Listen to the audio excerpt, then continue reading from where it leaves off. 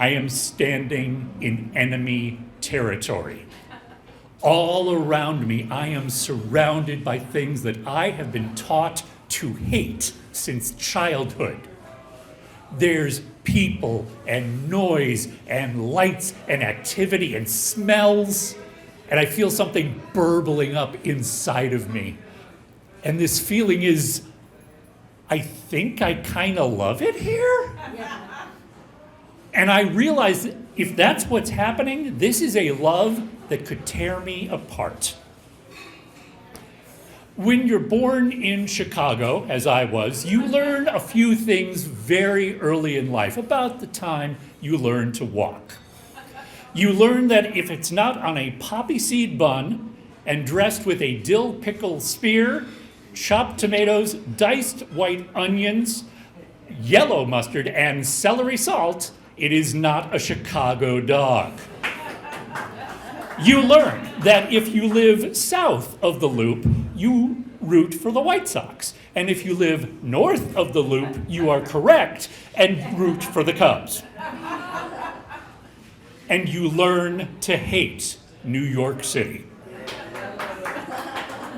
Now, I maintain there are some legitimate reasons for this. Chicagoans feel a certain condescension from New Yorkers. They're always claiming they're the greatest city in the world, the Big Apple.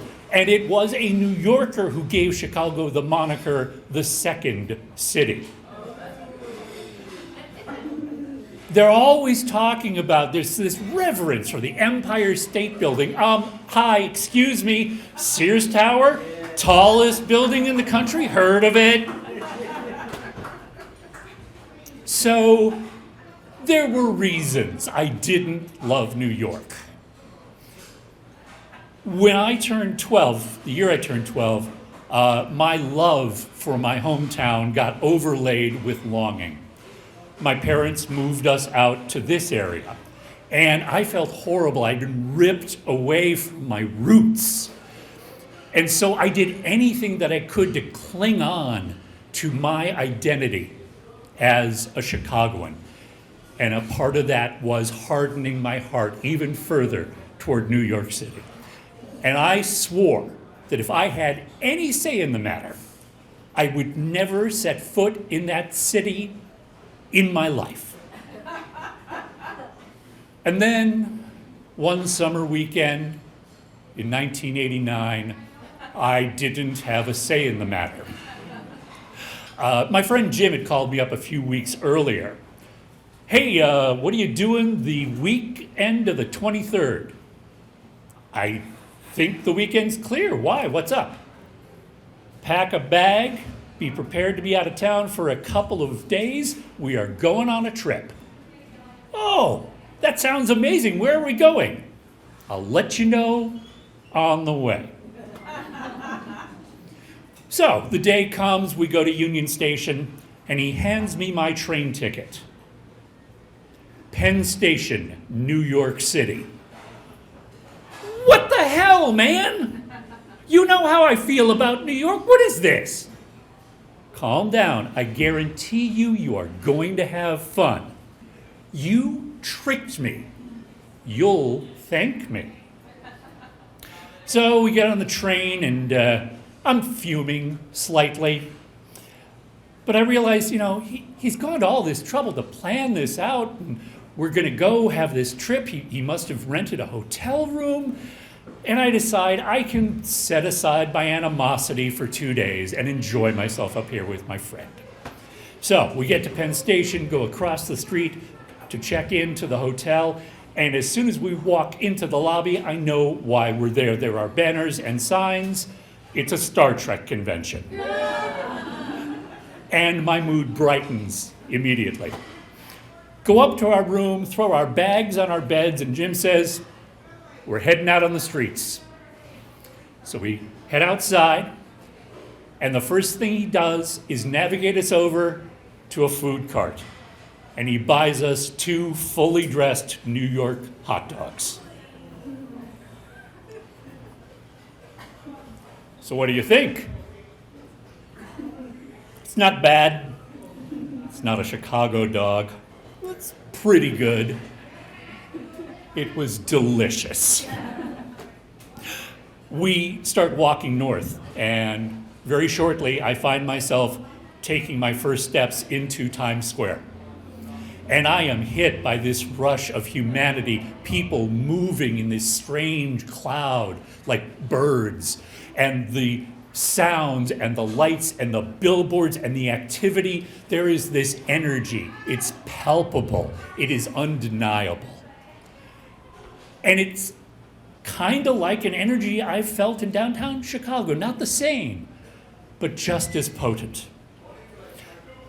Well, over the next few years, I would go up to New York, first to go to cons, and then to go up and visit friends that I'd met at those cons. And I always enjoyed myself, but there was always this nagging little thing at the back of my head, feeling like I had betrayed my roots as a Chicagoan. And I just couldn't shake it. About a decade after that first trip to Manhattan, I met my wife, Kim. And one of the things that we have in common is we love to travel.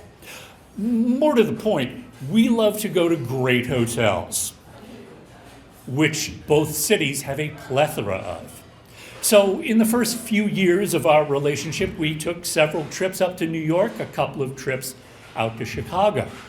And one year, we were planning a long weekend up in Manhattan, and my wife had a look on her face. It was like, "What's wrong, honey?" "Well, I really want to go, but we always do the same things. We see a Broadway show, we do some shopping, we go to a museum. I want to shake it up."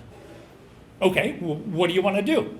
"A friend was telling me about the Village Vanguard, the jazz club. Have you been?" "I've never been to any jazz club. It sounds great. Why don't you get tickets?" And so I did, and we went to the Village Vanguard, and for the first time in my life, I heard live, professional jazz musicians. And it opened my ears and my mind and my heart to jazz. I really felt like I grew that night. A little later that year, we had a week-long vacation in Chicago. And it was the second or third night there, and we were trying to figure out where to have dinner. My wife is flipping through the hotel directory. "Oh, did you know there's a there's a restaurant at the top of the Sears Tower?" Yeah, it's the Signature Room. Yeah, I've never been. Want to see if we can get reservations?" "I'll give them a call."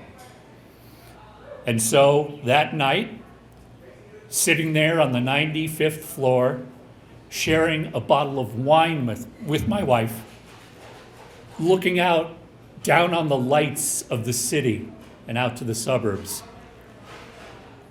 it just felt great. It was a new experience. It was an adult experience. And I realized it was an adult experience the same way that Village Vanguard had been, something I could not have appreciated as a child. And so I was finally able to put aside childish things. It is now the easiest thing in the world for me to say, I am a proud son of Chicago, and I love New York. I woke up in Manhattan this morning.